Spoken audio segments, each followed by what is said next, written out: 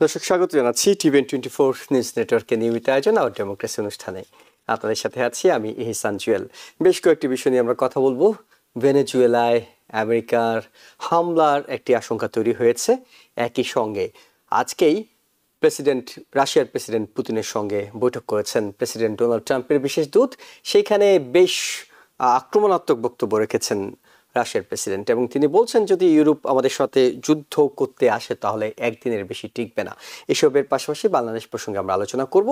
আমরা একেবারেই প্রধান খবরগুলোর দিকে একটু চোখ বুলে আসতে চাই।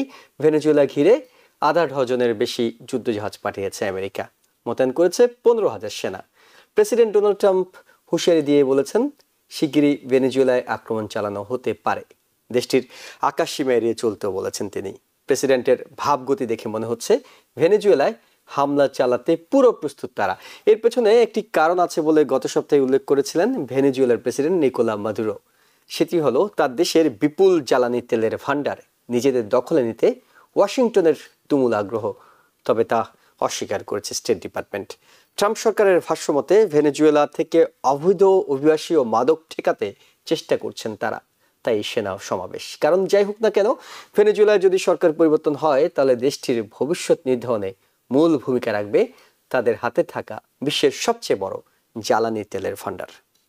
রাশিয়ার প্রেসিডেন্ট ভ্লাদিমির পুতিনের সঙ্গে সাক্ষাৎ করেছেন প্রেসিডেন্ট ডোনাল্ড ট্রাম্পের বিশেষ দূত স্টিভ উডকপ ও জামাতা জ্যারেড কুশনার। তবে সাক্ষাতের শুরুতে পুতিন হুমকি দিয়ে বলেছেন রাশিয়ার সঙ্গে ইউরোপ যদি যুদ্ধ শুরু করতে চায় তাহলে দ্রুত তাদের পরাজিত করা হবে। বৈঠক শুরুর আগে পুতিন বলেন ট্রাম্পের শান্তি পরিকল্পনা অবমাননা করতে চাইছে ইউরোপ। তারা এমন সব প্রস্তাব আনছে যেগুলো রাশিয়া মেনে নেবে না বলে তারাও জানে। ইউরোপ যুদ্ধের পক্ষে, তাই যদি হঠাৎ যুদ্ধ শুরু করতে চায় এবং এটা শুরু করে তাহলে সে যুদ্ধ এত দ্রুত শেষ হবে যে রাশিয়ার সঙ্গে আলোচনার জন্য কেউ আর বাকি থাকবে না।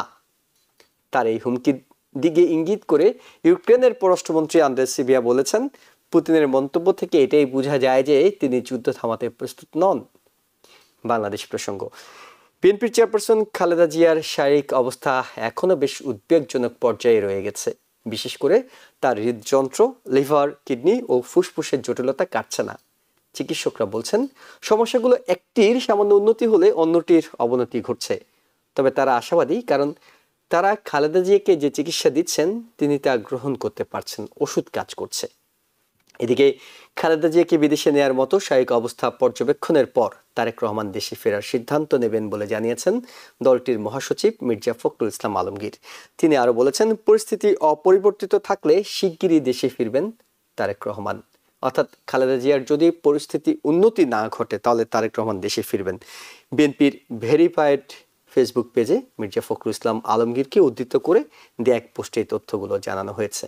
এইসব বিষয়গুলো আমরা আজকে আলোচনা করব, এবং আলোচনার জন্য আমরা আমন্ত্রণ জানিয়েছি ইউনিভার্সিটি অফ নিউ অরলিন্সের প্রফেসর ডক্টর মোস্তফা সরওয়ার এবং কমনওয়েলথ ইউনিভার্সিটি অফ পেনসিলভেনিয়ার প্রফেসর ডক্টর এম খালেকুজ্জামান। আপনাদের দুজনকে স্বাগত জানাচ্ছি। প্রফেসর ডক্টর মোস্তফা সরওয়ার, আপনার কাছে শুরুতে যে প্রশ্নটি রাখতে চাই, একটি যুদ্ধ ভাব দেখা যাচ্ছে ভেনেজুয়েলার সাথে। এটি কতটা যুদ্ধে রূপ নিতে পারে, কতটা হুমকি দিয়ে কাজ সেরে ফেলার মতো বিষয়, এবং একই সঙ্গে জানতে চাই কেন ভেনেজুয়েলাকে বেছে নেওয়া হচ্ছে? মাদক কিংবা অবৈধ অভিবাসী অন্য আরো অনেক দেশের ব্যাপারে তো প্রেসিডেন্ট ট্রাম্পের অভিযোগ আছে। ভেনেজুয়েলাকে বেছে নেওয়ার পিছনে তেলের যে বিশাল এক ভান্ডারের কথাটি উঠে আসছে সেটি বা কতটা মূল কারণ হিসেবে আপনার কাছে মনে হচ্ছে? আপনার প্রশ্নটা ছিল রেটরিক্যাল, শেষের অংশটা, যে যেখানে অন্য দেশ থেকে অভিবাসন বিষয়ক এবং ড্রাগ রিলেটেড ব্যাপারে অনেক আরো বড় সমস্যা রয়েছে, কিন্তু সেই দেশগুলোকে না ধরে উনি ভেনেজুয়েলাকে কেন টার্গেট করলেন? তার বিভিন্ন কারণ আছে। তবে যেমন ধরেন একটা বড় কারণ হলো যে এটা একটা সোশ্যালিস্ট কান্ট্রি, যেটা ডোনাল্ড ট্রাম্পের এবং তার যে দল এবং মোটামুটি যুক্তরাষ্ট্রের প্রায় অনেক লোকের কাছে এটা একটা মানে বেশ তুল্য যে এটা একটা সোশ্যালিস্ট গভর্নমেন্ট। এটা হলো সবচেয়ে আমার মনে হয় আন্ডারলাইং বিগ ফ্যাক্টর। আর উপরে রয়েছে তেল। কিন্তু আমাদের বুঝতে হবে যে ভেনেজুয়েলাতে যে তেলটা আছে সেটা খুব হাই ডেপথে, এবং শুধু তাই নয়, এটা ডেন্সিটি খুব হাই এবং খুব সালফার রিচ। এটাকে উত্তোলন করাও যেমন কঠিন, আবার তেমনি এর শোধন করাটাও মানে মোটামুটি অন্যান্য মানে যুক্তরাষ্ট্রে যেগুলো পাওয়া যাচ্ছে কিংবা সৌদি আরবিয়াতে তার চেয়ে এটা অনেক কঠিন। এবং এটার টেকনোলজি তাদের নেই, এবং যুক্তরাষ্ট্রের কাছে এই টেকনোলজি রয়েছে।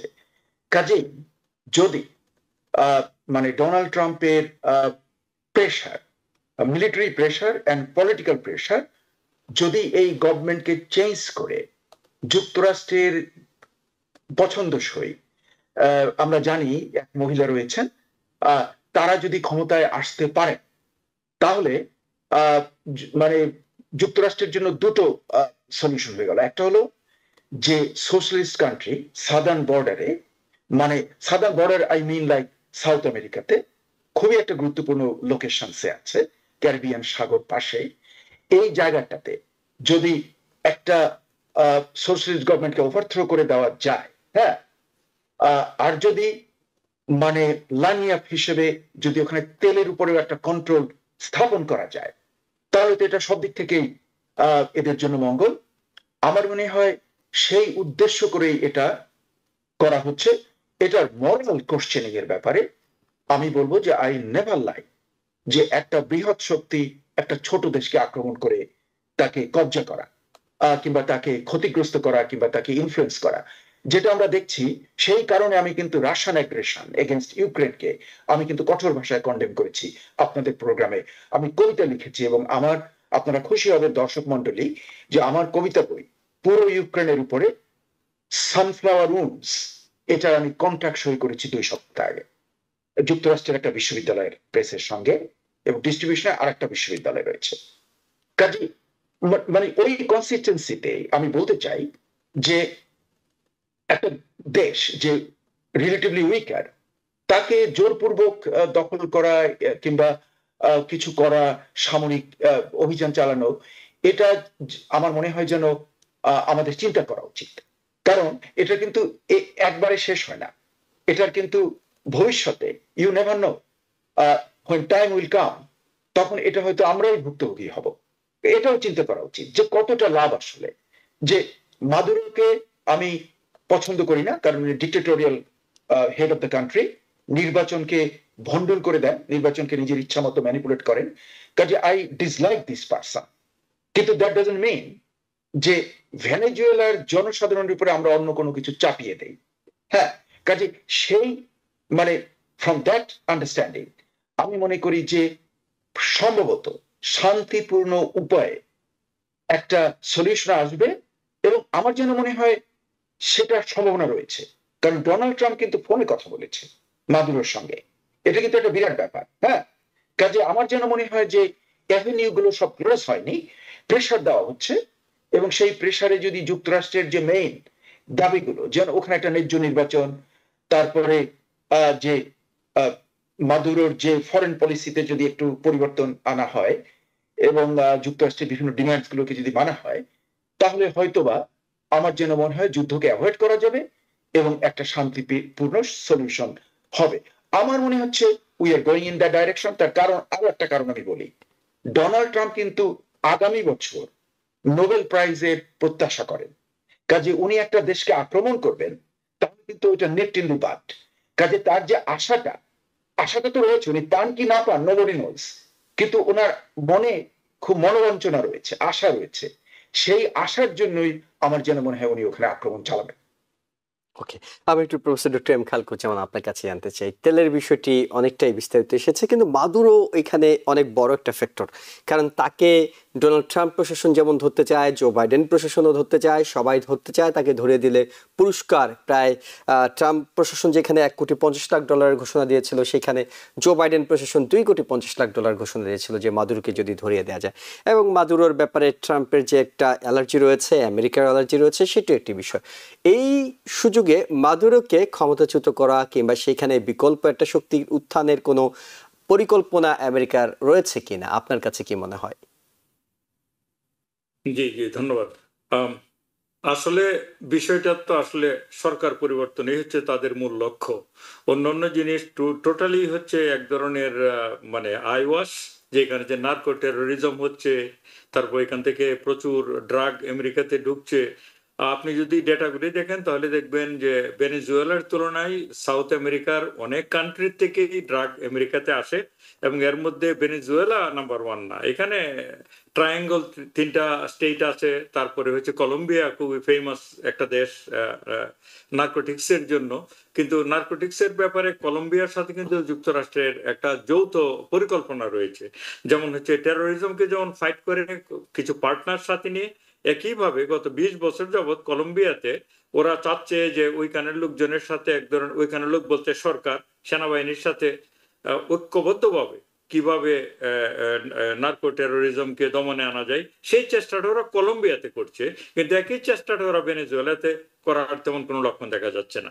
লক্ষণ যে দেখা যাচ্ছে না, এটার আসলে মূল কারণ অবশ্যই সরকার পরিবর্তন তাদের উদ্দেশ্য, এবং তেলের উপরে কন্ট্রোল যদি আনা যায় তাহলে এটা একটা বাড়তি পাওনা, অথবা এটাই প্রধান ঘটনা বলে আমার কাছে মনে হয় না। কারণ হচ্ছে যে কি বলে যে তেলের ব্যাপারে আসলে কোন দেশে দখল করে গিয়ে তেল নিয়ে এসছে আমেরিকা, এরকম ঘটনা সেইভাবে ঘটে না। এক ধরনের তাদের নিয়ন্ত্রণ তৈরি হয়, এক ধরনের হয়তো নিয়ন্ত্রণ তৈরি হয়, কিন্তু নিয়ন্ত্রণ তৈরি হয়, কিন্তু এটা এমন না যে ওরা দখল করে নেবে গ্যাস ফিল্ড গুলো। তবে তবে সারোয়ার ভাই যেটা বললো যে উনি দেখছেন যে এখানে একটা শান্তির দিকে যাচ্ছে, আমি সেরকম দেখি না। আমি আপনাকে এই প্রশ্নটি করতাম, সেটা হলো যে মাদুরোকে তো সরিয়ে দেওয়ার চেষ্টা নতুন কিছু নয়, একদম প্রেসিডেন্ট ডোনাল্ড ট্রাম্প যে এবার এসেই করছেন বিষয়টি তা নয়। এর আগে ট্রাম্পের প্রথম আমলে হয়েছে, তারপর জো বাইডেন প্রশাসন করেছে, এখন ট্রাম্প প্রশাসন আবারও করছে। নানাভাবে চাপ প্রয়োগ করে সেটি সম্ভব হয়নি। এখন যদি যুদ্ধের দিকে যাওয়া যায়, এটি একমাত্র উপায় হতে পারে যে মাদুরো প্রশাসনকে কিংবা মাদুরোকে অন্তত সরিয়ে দেওয়া সম্ভব। সেক্ষেত্রে তিনি কি এই নোবেল শান্তি পুরস্কারের বিষয়টি মাথার এক সাইডে সরিয়ে রেখে আক্রমণটা করে বসবেন কিনা?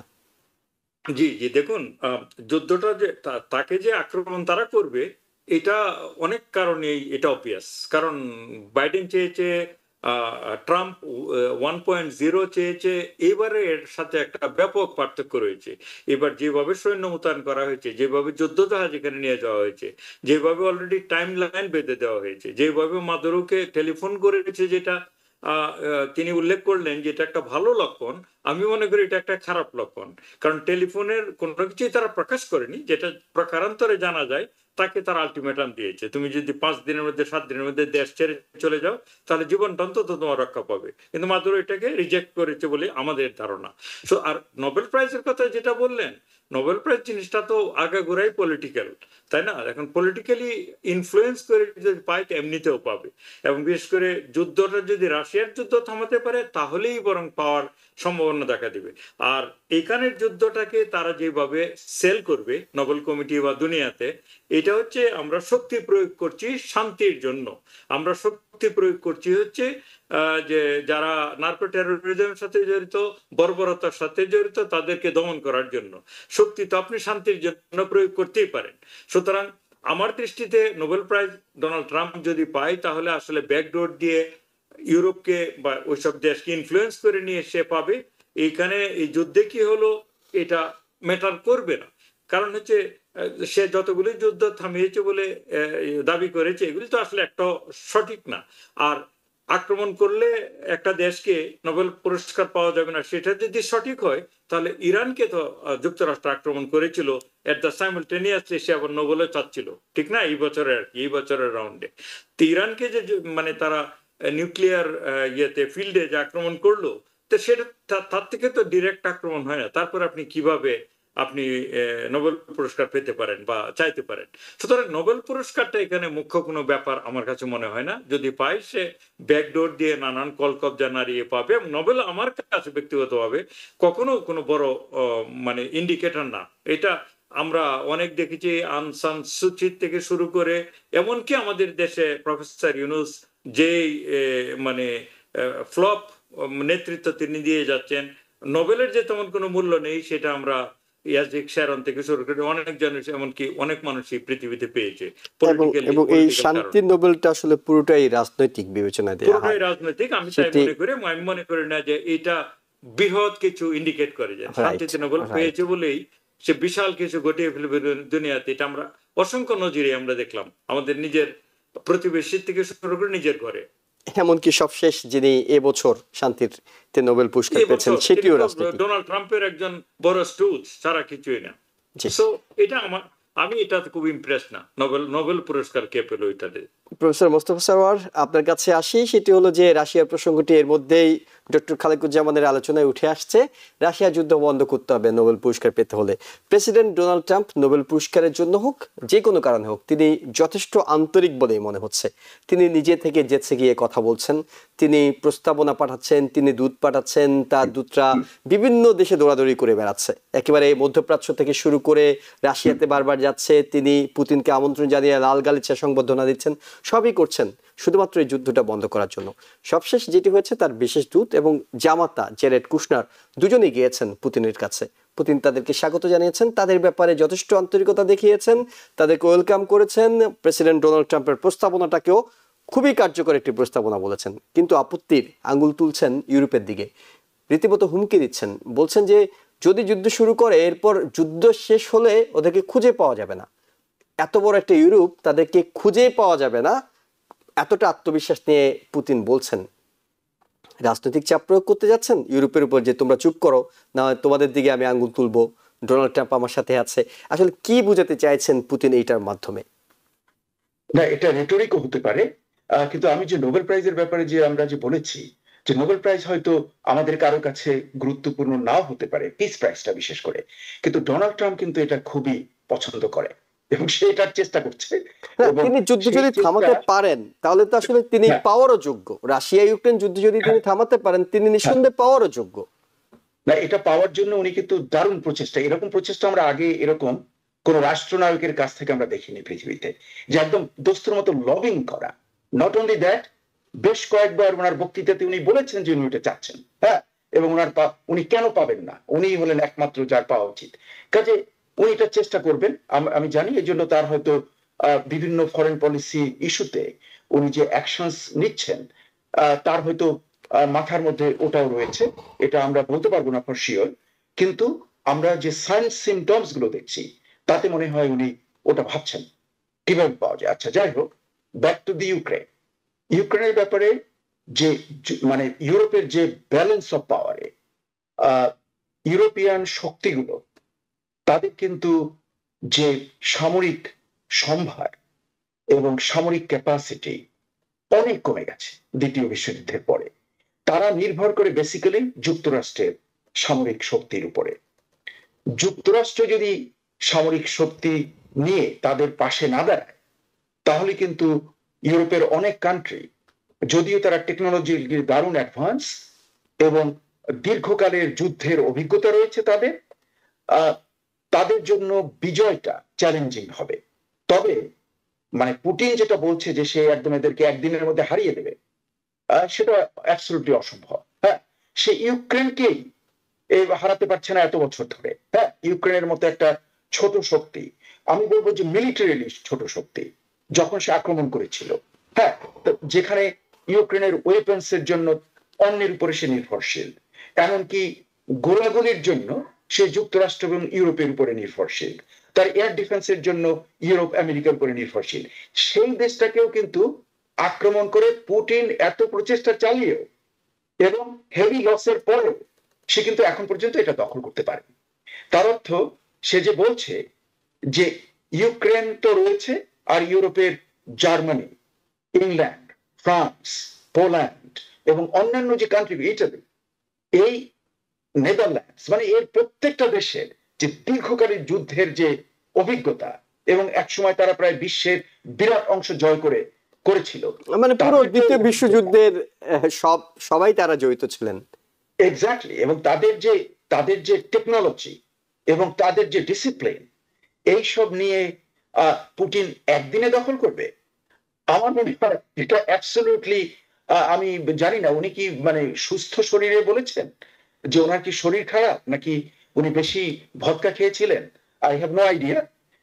আমি ভাবো যে না, ভদকা না, এটা হয়তো তার একটা রেটোরিক্যাল থিং, সে ভয় দেখাচ্ছে, কিন্তু এটাকে আমি কোনো ধর্তব্যের মধ্যে আমি নেব না। তবে ইউরোপের যে যুদ্ধ, আমি মনে করি যে সেটা যে স্কেলে পুতিন ওয়ার্নিং দিচ্ছেন, সেটা আমার মনে হয় আহ, মানে আই থিঙ্ক দ্যাট ইজ সুদূর পরাহত। সেটা বর্তমানে আর আসছে না, ভবিষ্যতে আসবে না, অদূর ভবিষ্যৎ মানে দূর ভবিষ্যতে সেটা আমি বলতে পারবো না, কিন্তু in near future it's not happening. Professor doctor M Khalequzzaman, সেটা হলো একটা যৌক্তিক বিশ্লেষণই হতে পারে, যেটি ডক্টর মোস্তফা স্যার বলছিলেন যে ইউক্রেনকে তো 4 বছর ধরে নাকানি চুবানি খেয়ে দখল করাটা পুরোপুরি সম্ভব হয়নি, হারিয়ে দেওয়া পুরোপুরি সম্ভব হয়নি, ক্ষতি যথেষ্ট করা সম্ভব হয়েছে। সেখানে এত বড় ইউরোপকে কেন পুতিন ধমক দিচ্ছেন? আমি বিশ্বাস করি যে মোস্তফা স্যার যেটি বলছেন, ভদকা খেয়ে তিনি এই ধমক দিচ্ছেন না। তিনি যদি ধমক দিয়ে থাকেন, কোনো না কোনো একটা এই কথার কারণে কিছু একটা তিনি আদায় করে নিতে চান, কোথাও একটা ধমক দিয়ে কিছু একটা পেতে চান, কিংবা তার যে কূটনীতি, তার যে প্রজ্ঞা, রাজনৈতিক প্রজ্ঞা, সেখান থেকে তিনি কোনো একটা ইঙ্গিত তো নিঃসন্দেহে করছেন। আপনি কি কোনো আভাস পাচ্ছেন যে কি আসলে তিনি বলতে চাইছেন? জি, আবাস অর্থে এরকম, আমি যেটা মনে করি আমার বিশ্লেষণ সেটা হচ্ছে পুতিন মোটেও ভদকাকে এসব কথা বলে নাই, তবে কথাটা যে সে সিম্বলিকলি বলেছে এইটাতে আমি একমত। এটা সিম্বলিকলি বলেছে, সেটা মিন করে বলেনি। যেমন ডোনাল্ড ট্রাম্প বলেছিল আমি যদি ক্ষমতায় থাকতাম 24 ঘন্টার মধ্যে তাহলে ইউক্রেনের যুদ্ধ বন্ধ করে দিতাম। একটা যুদ্ধ বন্ধ করতে হলেও কিন্তু অনেক ধরনের নেগোসিয়েশন হয়, ডকুমেন্টস তৈরি হয়, তারপর এটা অনেক দিন লেগে যায়, এটা আমরা জানি, তাই না? এটা বলেছিল, কারণ 24 ঘন্টায় কোনো যুদ্ধ পৃথিবীতে শেষ হয় না। তো একইভাবে ডোনাল্ড ট্রাম্প মানে পুতিন যেটা বলেছে, আমার ধারণা এটা তিনি বলেছেন যে তিনি এক ধরনের আভাস তার আছে যে ডোনাল্ড ট্রাম্প পুতিনকে পছন্দ করে, তারা দুইজনই এক ধরনের হচ্ছে আপনার স্বৈরশাসক। হ্যাঁ, তারা একজন আরেকজনের বন্ধু, এবং ডোনাল্ড ট্রাম্প চায় যে পুতিন তার বন্ধু হোক। এই জন্যই তার সমস্ত প্রচেষ্টা এই যুদ্ধটা থামানোর। সে কোনোভাবেই চায় না যে রাশিয়াকে হাতছাড়া করতে, এটা।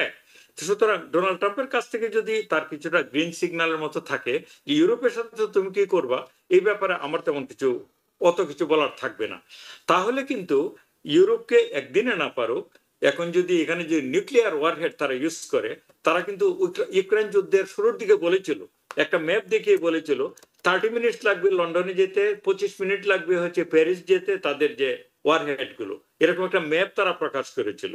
হ্যাঁ, তাদেরকে ধমক দেওয়ার জন্য বলেছিল যে আমাদের যে ওয়ারহেড রয়েছে সেগুলি 30 মিনিট থেকে 35 মিনিটের মধ্যে ইউরোপের প্রত্যেকটা রাজধানীতে পৌঁছার সক্ষমতা আছে। এটাকে আমি সমর্থন করছি না, কিন্তু আমি যেটা বলছি যে পুতিনের যে মানে ইয়ার কি শক্তিমত্তা, এটা যদি ডোনাল্ড ট্রাম্প বা আমেরিকা যদি তার বিরুদ্ধে যুদ্ধে লিপ্ত না হয়, তাহলে ইউরোপকে সে মানে নাজেহাল করে ফেলার জন্য যথেষ্ট শক্তি রয়েছে। তবে এটা আউট অফ নর্ম গিয়ে করতে হবে। আউট অফ নর্ম মানে কি, কনভেনশনাল ওয়ারে আর এটা সীমাবদ্ধ থাকবে না। তখন তারা হয়তো ওই যে স্ট্র্যাটেজিক যে নিউক্লিয়ার ওয়েপন তারা ইউজ করার হয়তো ইঙ্গিত দিচ্ছে। আর ডোনাল্ড ট্রাম্প পুতিন যেই কারণে এতটা শক্ত, তাতেই তো বোঝা যায় যে মানুষ নেগোসিয়েশন করে কিন্তু তার স্ট্রঙ্গার পজিশন থেকে। যে এত যে চেষ্টা ডোনাল্ড ট্রাম্প করে যাচ্ছে, তার জামানত থেকে শুরু করে কত মানুষকে পাঠালো, তারপরও সে এক চুলো নড়ছে না। এর মানে হচ্ছে সে তো এত বোকা না, যে তার পজিশনটা যে স্ট্রং আছে, তার যে আপার হ্যান্ড আছে পুতিনের, এটা সে পরিষ্কার বুঝতে পারে। এই জন্যই সেই ধমকটা দিয়ে যাচ্ছে। এমনকি মানে জেলেনস্কি নিজেও কিন্তু বলছে যে এখন জিনিসটা কমপ্লিকেটেড হয়ে গেল। সে কিন্তু বলে নাই যে পুতিন রাজি হয় নাই তাতে আমার কিছু আসে যায় না, সেও একটু ভয় পেয়ে বলেছে তাহলে ব্যাপারটা এখন একটু জটিল হয়ে গেল।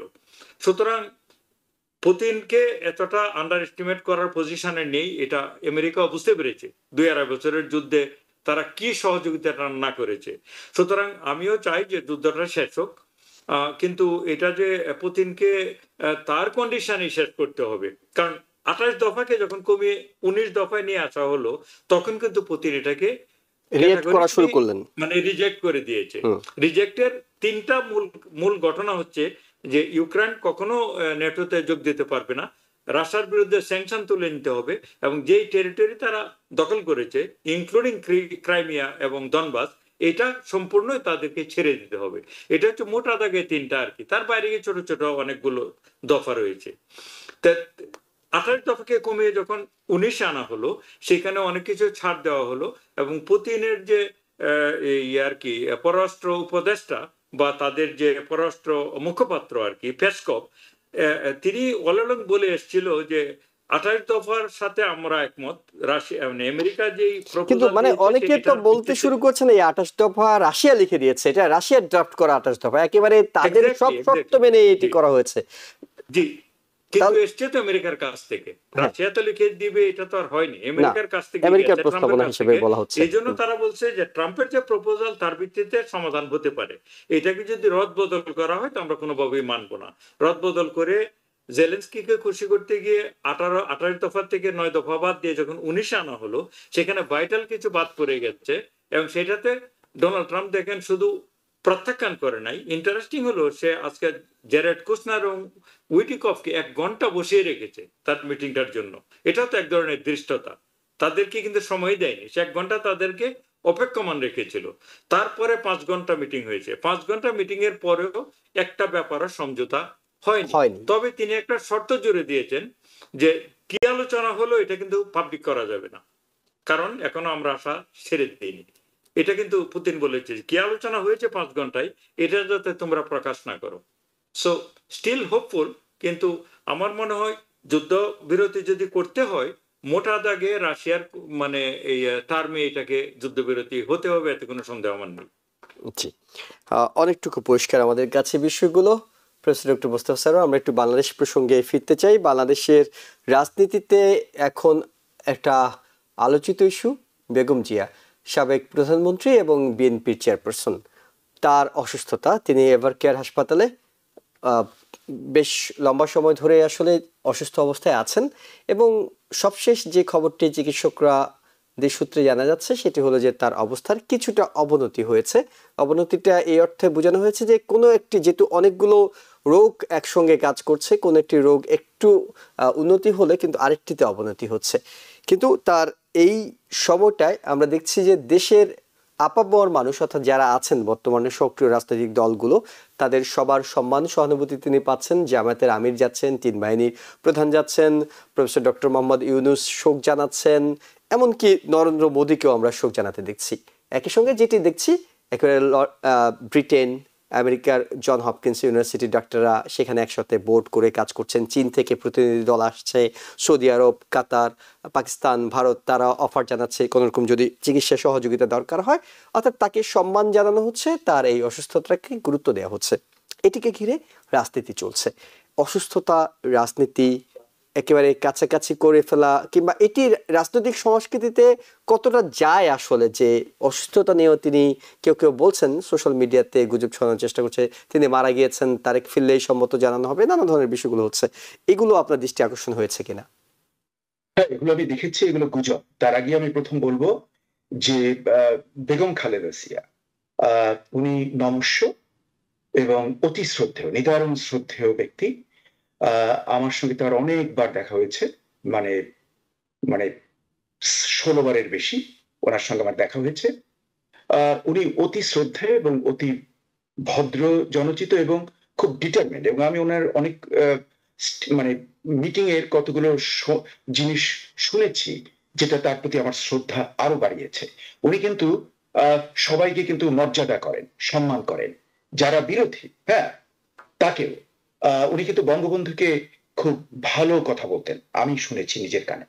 যাই হোক, এমনি এক মহান নেতা নেত্রী, যিনি নাকি ক্ষমতায় এসে ওনার যে আগের যে ট্রেডিশনাল যে সিস্টেম ছিল, যে প্রেসিডেন্সিয়াল ফর্ম অফ গভর্নমেন্ট, সেটাকে কিন্তু উনি তৎকালীন জনগণের দাবি শুনে উনি ওটাকে চেঞ্জ করে দিয়েছেন, পার্লামেন্টারি ডেমোক্রেসিতে এনেছেন। এমনি কিন্তু অনেক মানে ব্যাপার উনি করেছেন, এবং যে মুক্ত রাজনীতি, মানে মুক্ত অর্থনীতি বাংলাদেশকে উন্নতির পর্যায়ে নিয়ে গেছে, সেই মুক্ত অর্থনীতির কিন্তু প্রবক্তা ছিলেন জিয়াউর রহমান, এবং উনি কিন্তু এটাকে ফ্যাসিলিটেট করেছেন। এমনকি আমি দেখেছি প্রথম 1991-এ প্রাইভেট টেলিভিশন সিস্টেম ছিল না, এটাও কিন্তু ওনার সময় উনি করেছেন। উনি কিন্তু অনেক জিনিস, মানে বাংলাদেশে যেগুলো মানুষ এখন আমরা উপভোগ করছি সেগুলোতে ওনার অনেক অবদান রয়েছে। হ্যাঁ, মানে প্রত্যেকটা মানুষের মধ্যে দোষ ত্রুটি এবং সদ্গুণ থাকবে। তার যদি কোনো দোষ ত্রুটি থাকে আমি কাউন্ট করব না, কারণ ওটা খুব সামান্য, ওনার গুণাবলী অনেক বেশি। এমনি এক মহিলা, উনি এখন অসুস্থ হয়েছে এবং তার জন্য ডক্টর মোহাম্মদ ইউনূস যা করছেন এটাকে আমি সাধুবাদ দিচ্ছি, যে দিস ইজ অ্যাপ্রোপ্রিয়েট, এবং এবং government should be very cooperative so that she can come back. এই যে তার যে একটা উনি অসুস্থ, এ থেকে তার যাতে নিরাময় ঘটে, এই জন্য সরকারের যে সর্বপ্রচেষ্টা আমার মনে হচ্ছে যে তারা সিনসিয়ারিটি নিয়ে করছে, এবং এজন্য আমি সাধুবাদ দিচ্ছি। এখন একে নিয়ে যারা গুজব রটনা করছে, অনেক সময় বাজে কথাও বলছে, ওই ধরনের বাজে নিন্দুক যে লোকগুলো, তাদের আমি কথা বলতে চাই না। হ্যাঁ, ওদের আলোচনা করলে ওদের আরো মর্যাদা বাড়ে। ওই সমস্ত বাজে বাজে লোকগুলোর কথা আমি এখানে বাড়াবো না। আমি ওদেরকে ঘৃণা করি বেসিক্যালি, যারা এই সমস্ত গুজব ছড়াচ্ছে, বাজে কথা বলছে, এগুলো একটু মানব জাতির নিম্ন শ্রেণীর লোকজন।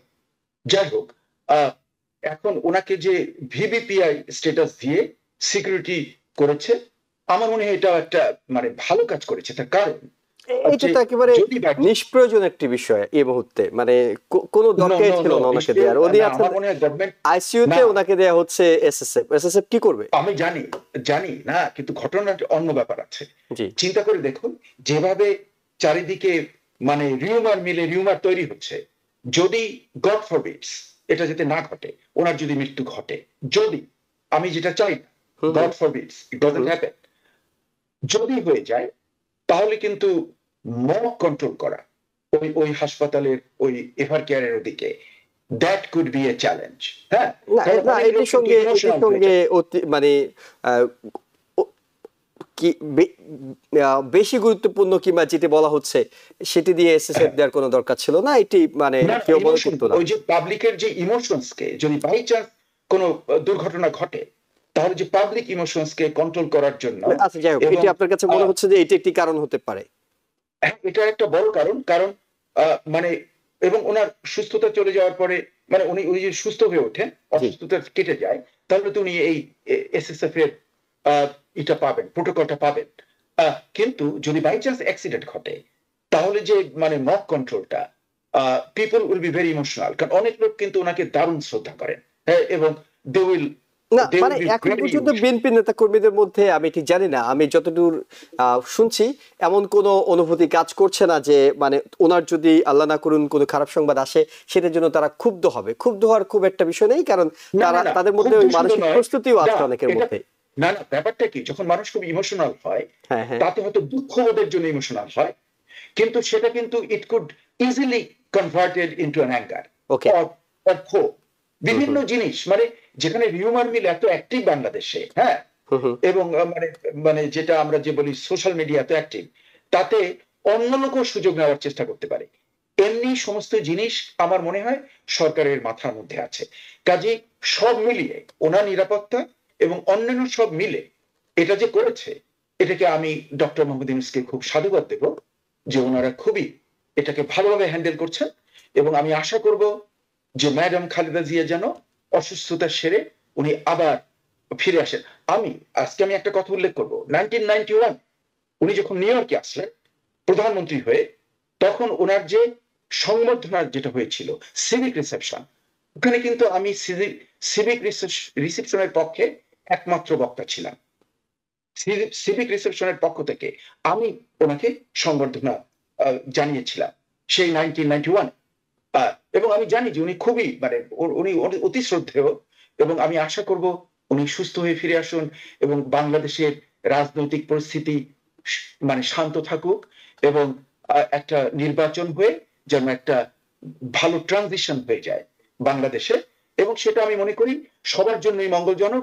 যেই ক্ষমতায় যাক না কেন সে যাবে, কিন্তু মানে ডক্টর মোহাম্মদ ইউনূস তাহলে পাওয়ারটা ট্রান্সফার করবেন, এবং ওনারও কিন্তু ইতিহাসে ওনার নামটা স্বর্ণাক্ষরে লেখা থাকবে এই ট্রানজিশনের জন্য, এবং সেটাই আমি আশা করব। এবং চারিদিকে দৃষ্টিতে মনে হচ্ছে হয়তো বিএনপি উইন করে যাবে। হ্যাঁ, হয়তো অ্যাবসলিউট মেজরিটিও তো পেতে পারে, কিংবা সিঙ্গেল মেজরিটিও পেতে পারে, কিংবা নাও পেতে পারে, হু নোস। কিন্তু যেটাই হোক না কেন, আমরা চাই যে একটা শান্তিপ্রিয় ভাবে বাংলাদেশে একটা গণতান্ত্রিক ট্রানজিশন হোক, এবং সবাই মিলে সবার বিভিন্ন চিন্তাধারাকে একত্র করে উই শুড মুভ ফরওয়ার্ড। যেখানে টেকনোলজিতে বিরাট বিপ্লব ঘটছে, নিঃসন্দেহে ফেব্রুয়ারি নির্বাচনের দিকে পুরো জাতি তাকিয়ে আছে বেগম জিয়ার সুস্থতার দিকে।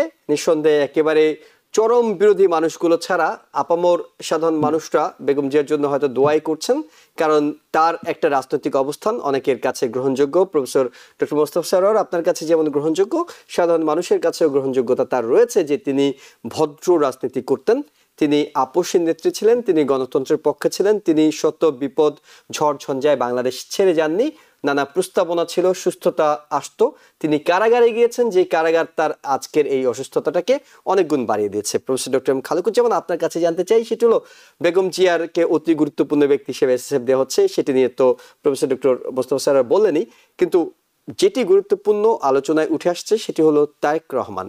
এমন একটি দুর্যোগময় সময়, তার মা, তিনি একমাত্র সন্তান, আরেকটি সন্তানকে আগেই বেগম জিয়া হারিয়েছেন, তারেক রহমান একমাত্র সন্তান, দলের কাণ্ডারি, তিনি লন্ডন বসে 2008 সালের পর থেকে দল পরিচালনা করছেন।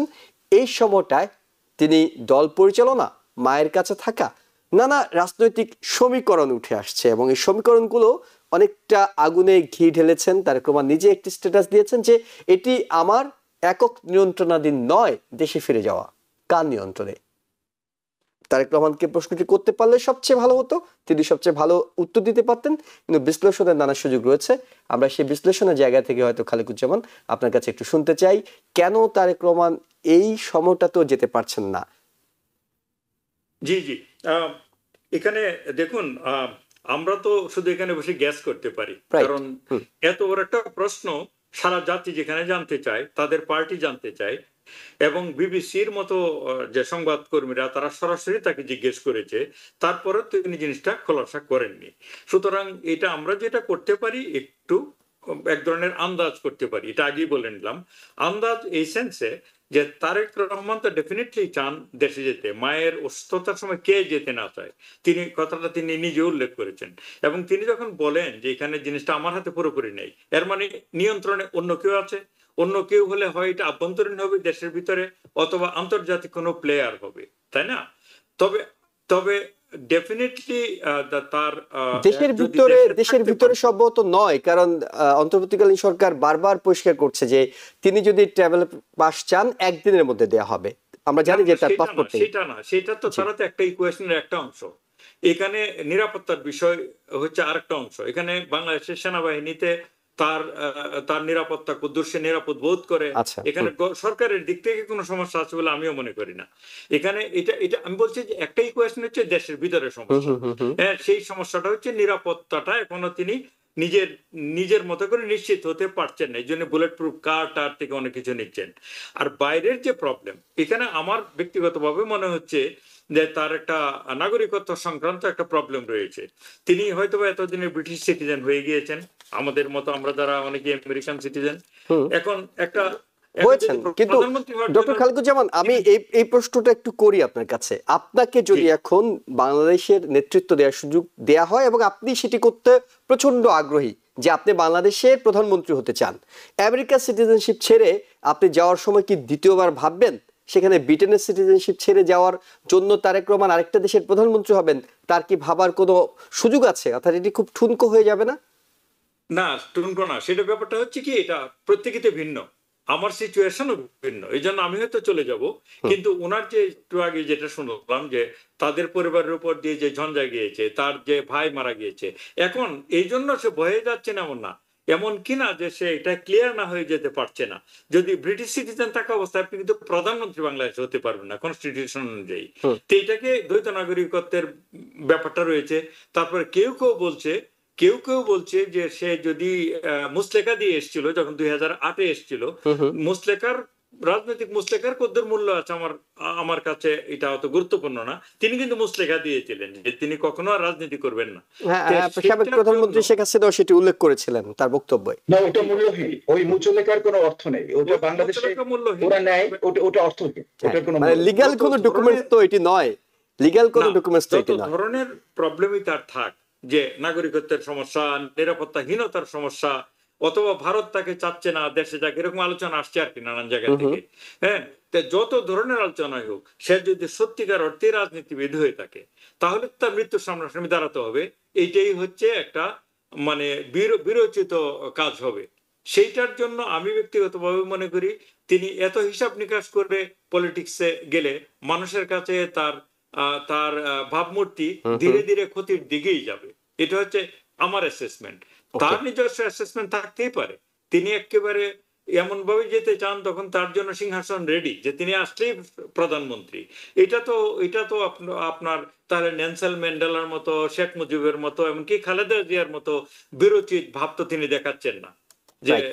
তার নিজের মাই তো জেল খেটে আপসের নেত্রীর যে পরিচয় দিয়েছেন, সেইটা তিনি যে না দেখাতে পারেন এতে ইয়াং বয়সে, তাহলে তিনি প্রধানমন্ত্রী হয়ে যাবেন। আমার তো ধারণা মানুষ তার উপর আস্থাটাই আস্তে আস্তে কমে যাবে। আচ্ছা, আপনি কি ত্যাগ করেছেন দেশের জন্য? আপনার বিসর্জন কি কিংবা আপনার ত্যাগ কি সেটিও তো মানুষ জানতে চাইবেন। আপনাকে প্রধানমন্ত্রী করা হবে সেটাই তো না, আমি আপনি বললাম আসলে যে দেশের আপনাকে যে মানুষের জন্য? প্রধানমন্ত্রী করব, হ্যাঁ। আপনার নিজের সাহস কতটা, আপনি আমাদের পাশে দাঁড়াতে কতটা ইচ্ছুক। আপনার মা তো দাঁড়িয়েছিল, নিশ্চিত জেল যেন দাঁড়িয়েছিল, এবং তাকে দেশ থেকে মাইনাস করার চেষ্টা করা হয়েছিল, তাতেও তিনি রাজি হননি। সুতরাং মানুষ তো জিনিসগুলি হিসাব করবে। জি। আজকে খালেদা জিয়ার জন্য যতটা মানুষ আপ্লুত হচ্ছে, ততটা তো তারেক জিয়ার জন্য হচ্ছে না। তারা তো ভিতরে ভিতরে ক্ষুব্ধ হচ্ছে যে একটা মায়ের এমন অবস্থাতে সে আসে না তার নিজের নিরাপত্তার জন্য। মানুষ তো মারা যাবে একদিন, নাকি? তো কিন্তু এতটা ভয় পেলে ওটাই রাজনীতি বিষয় আর কেন? কি, মানে তারেক তো নিঃসন্দেহে এই হিসেবগুলো জেনেই আসতে পারছেন না। তিনিও তো জানেন যে তার আসলে এখন তার রাজনীতিতেই সেটা ইতিবাচক কিছু যোগ করতো। তারপরে যখন আসতে পারছেন না, কি এমন কিন্তু আছে সেটি আসলে জানার সুযোগ হচ্ছে না। কিন্তু একটা জায়গায় বিভ্রান্তি তৈরি হচ্ছে ডক্টর মোস্তফা সরোয়ার, আপনার কাছে এটি জানি। খুব জনপ্রিয় একটি লাইন ছিল, ঈদের পরে আন্দোলন, শুনেছেন নিশ্চয়ই। মানে আওয়ামী লীগের সময় বিএনপি বলতো ঈদের পরে আন্দোলন, ঈদের পরে আন্দোলন। এটি শেষ পর্যন্ত হাস্যকর হয়ে গিয়েছিল এবং বিএনপিকে তুচ্ছ-তাচ্ছিল্য করতে এটি ব্যবহার করা হতো। এখন বিএনপি যেটি করছে, অমুক মাসে তারেক রহমান ফিরবেন, তমুক মাসে তারেক রহমান ফিরবেন, শেষ পর্যন্ত নভেম্বরে ফিরবেন, ডিসেম্বরের 23 তারিখে ফিরবেন, নভেম্বরের 8 তারিখে ফিরবেন, জুনে ফিরছেন। এইভাবে কিন্তু বিএনপি বলে যাচ্ছিল। সবশেষ যেটি মির্জা ফখরুল ইসলাম আলমগীর কালকে বললেন যে খালেদা জিয়ার অবস্থা যদি বিবেচনা করে তিনি দেশে ফেরার সিদ্ধান্ত নেবেন। তার মানে বিএনপি, তারেক রহমান বলছেন আমার একক নিয়ন্ত্রণে নয়, আর বিএনপি নেতারা মহাসচিবের মতো লোক বলছেন উনি পরিস্থিতি বুঝে, মানে চাইলেই তারেক রহমান আসতে পারবেন খালেদা জিয়ার অবস্থা দেখে কিংবা এরকম। এই বিভ্রান্তিটা তৈরি করে বিএনপি কি লাভবান হচ্ছে? এই বিষয়টা তো তারেক রহমানকেও ছোট করা হচ্ছে। তারেক রহমান বলছে আমি যেতে পারছি না ভাই, আমার হাতে নাই বিষয়টা, আর বিএনপি বলছে অমুক মাস আসবে, তমুক মাস আসবে। এটিকে বিএনপি রাজনীতির জন্য আরেকটা কি বলবো, আপনি বলেন। না, আমি এটাকে পজিটিভলি দেখবো। আমি দেখবো যে যে তারেক রহমান নোজ, মানে he knows better than anybody else যে ওনার কি সমস্যা। আমরা স্পেকুলেট করতে পারি, কিন্তু আমাদের স্পেকুলেশন গুলো হয়তো দেখা যাবে যে তা মূল্যহীন। মানে আমরা দশটা বলবো, আসলে কারণ তো একটা। অন দ্য আদার হ্যান্ড যে বিএনপি যে তারা তো তার নেতার জন্য আশাবাদী হবে, তারা সেই আশাবাদকে প্রকাশ করে। তাতে তো আমি মানে মানে মানুষ কিন্তু আশাই বেঁচে থাকে। না আসতে পারেন তো বলছেন না, আসবেন বলছেন, আসবেন বলছেন। না, ওই ওই ওই যে আশাটা যে এত তারিখে আসবেন, না হয় এত তারিখে আসবেন, তারপর আবার চেঞ্জ হচ্ছে। এই যে আশার যে খেলা, এটাই তো আমার পৃথিবীর সবচেয়ে বড় ব্যাপার, যে মানুষ আশা করে বেঁচে থাকে। আমি একটা এক্সাম্পল দেব। ভ্লাদিমির লেনিন, উনি কিন্তু সুইজারল্যান্ডে ছিলেন। তারপর ওনাকে মানে জার্মানির সঙ্গে কিন্তু রাশিয়ার যুদ্ধ চলছে। সেই যুদ্ধের মধ্যেই রাশিয়ান মানে জার্মান ইসে করে, ট্রেনে করে স্পেশাল সিকিউরিটিতে গিয়ে উনি কিন্তু রাশিয়ায় গিয়ে হাজির হন। হ্যাঁ, সেন্ট পিটার্সবার্গের উপকণ্ঠে উনি থামেন। The point which I am trying to make, যে লেনিন সম্পর্কেও কিন্তু তখন যথেষ্ট লিটারেচার ছিল ইউরোপের বিভিন্ন, যারা লেনিনকে পছন্দ করে না, এটা বলতো সেটা বলতো। কিন্তু উনি যখন রাশিয়ায় গিয়ে হাজির হলেন, তখন তো দেখা গেল যে উনি বিপ্লবের পুরোধা হয়ে গেলেন এবং বিপ্লবকে তৎকালীন সময়ের একটা সার্থক ইসে উনি নিয়ে গেলেন। কাজে আমি মনে করি যে তারেক জিয়ার সম্পর্কে, তারেক রহমানের সম্পর্কে বর্তমানে যে গুজব রচনা করছে যারা, অযথা সময় ক্ষেপণ করছে বদনাম করার জন্য, স্পেকুলেট করার জন্য, তাদের ঘুরে বালি হবে। আলটিমেটলি উনি ফেরত যাবেন এবং সময় মতো যাবেন, এবং মায়ের চেয়ে মাসির দরদ দেখলে আমার হাসি আসা ছাড়া কোনো উপায় নেই। হ্যাঁ, মায়ের চেয়ে আমরা বেশি মানে মাসি হয়ে যাচ্ছি, বেশি দরদ। তারেক জিয়া, তারেক রহমান, তার মায়ের, মানে তার মা কিন্তু তারেক রহমানকে এবং তার ছোট ছেলেকে আরাফাত সেফ রহমান। রাখার জন্য উনি কিন্তু অনেক স্যাক্রিফাইস করেছেন, অনেক করেছেন। আবার এই বাচ্চাগুলো কিন্তু ওই টাইপেরই। কাজে আমার মনে হয়, আমি বাচ্চা বললাম এই দুই ছেলেকে, জি। একজন তো মারা গেছে, কিন্তু আমার ধারণা যে আমরা যতই যে করছি এটা ভালো, মানে পাবলিক মিডিয়াতে, সোশ্যাল মিডিয়াতে ঝড় উঠছে, আমরা নিন্দা করছি, হ্যাঁ এগুলো আমরা নিন্দা করছি না, আমরা বলছি যে ফ্যাক্টটা কি হতে পারে, কারণ আমরা তো জানি তিনি ফিরতে পারলে ফিরতেন, তিনি ফিরতে পারছেন আমরা না। করছি না, আমরা এখানে তো আপনার চ্যানেল এবং এই যে আমার যে বন্ধু doctor Khaliquzzaman is one of the smartest right ফেলা প্রফেসর ইন আমেরিকা, বাংলাদেশ আমেরিকানদের মধ্যে আমি ভীষণ শ্রদ্ধা করি, মানে he is one of the best, মানে সব দিক থেকে, নলেজ এবং ইসের দিক থেকে। না, আমরা আমাদের কথা বলছি না, বাইরে যদি আপনি দেখেন, মানে সোশ্যাল মিডিয়াতে যে আলোচনা হচ্ছে, জঘন্য আলোচনা অনেক সময়, হ্যাঁ সেগুলোকে আমি বলছি, সেগুলোকে আমি কন্ডেম করছি, কিন্তু আমার ধারণা যে এর শেষ ভালো যায়, সব ভালো তার, সেই দিকে আমরা যাচ্ছি। এবং আমার জন্য মনে হচ্ছে যে যে মেডিসিন ইজ ওয়ার্কিং, মেডিসিন উনি রিয়াক্ট করছেন, ম্যাডাম খালেদা জিয়া মেডিসিনে রিয়াক্ট করছেন, কাজে আমার যেন মনে হয় যেন উনি সুস্থ হয়ে আসবেন। অনেকে ভাবছে উনি মারা গেছেন, উনি এটা নিয়ে একটা খেলা চলছে, উনি ফেক করছেন, এই সমস্ত বাজে কথা যারা বলছে নিন্দুকদেরকে আমি বলছি যে ওই জঘন্য নিন্দুক এবং মৃত্যু নিয়ে রাজনীতি করাটা ঠিক না, মৃত্যু নিয়ে রাজনৈতিক সংস্কৃতি তৈরি করাটা ঠিক না, টাইপের লোকজন, ওগুলোকে কানে দেওয়া উচিত না, আমাদের সবাই মিলে দোয়া করা উচিত। এবং আমার মনে হয় যে সৃষ্টিকর্তা ওনাকে সুস্থ করে ফিরে আনবেন, এটাই আমাদের সবার অনেক অনেক ধন্যবাদ। কারণ আপনি যেটি বলছিলেন শেষটা ভালো হওয়া উচিত, শেষটা ভালো আসলে বাংলাদেশের জন্য ভালো হোক, আমরা চাই যে বাংলাদেশের শেষটা ভালো হোক, অর্থাৎ কোন দল ক্ষমতায় আসলো, কোন দল ক্ষমতা থেকে বিতাড়িত হলো, তার চেয়ে বড় কথা যাতে বাংলাদেশটা ভালো থাকে এমন মানুষগুলোই নির্বাচিত হয়ে আসুক। আপনাদের দুজনকে অসংখ্য ধন্যবাদ আপনাদের মূল্যবান সময় এবং মতামতের জন্য। এবং দর্শক যারা দেখছিলেন, আপনাদের জন্য একটি ঘোষণা, সেটি হলো যারা আমেরিকা থেকে বাংলাদেশের আগামী জাতীয় সংসদ নির্বাচনে ভোট দিতে চান, এর মধ্যেই কিন্তু পোস্টাল ভোট বিডি অ্যাপটি চালু করা হয়েছে, সেখানে নিবন্ধনের সুযোগ রয়েছে। আগামী 25শে ডিসেম্বর পর্যন্ত দফায় দফায়, তৃতীয় দফা বাড়িয়ে 25শে ডিসেম্বর পর্যন্ত চূড়ান্ত সময় ঠিক করা হয়েছে।